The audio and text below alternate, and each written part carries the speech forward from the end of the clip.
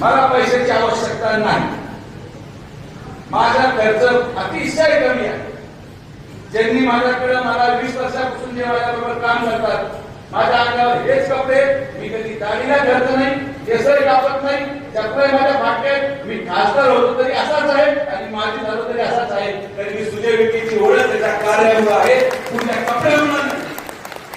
आमचे पदाधिकारी कपडे स्टार्च टाकत होते तेव्हा सुद्धा मी फाटले कपडे घालतो. सांगा, आमच्या कार्यकर्त्यांना भारी गाड्या झाल्या तरी आपण कमी भारी गाड्या तेव्हा फिरतो. आता तर भारी गाडी.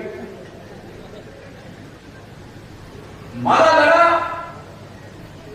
हा शिर्डीच्या संरक्षणासाठी.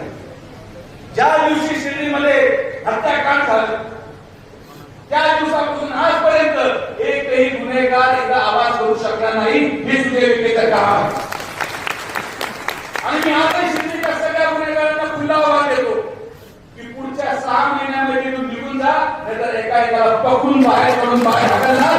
सुजय विखे आम्हाला नको वाळूचे धंदे करणार, मटक्याचे धंदे करणारे, आम्हाला त्यांचं मतदान नको.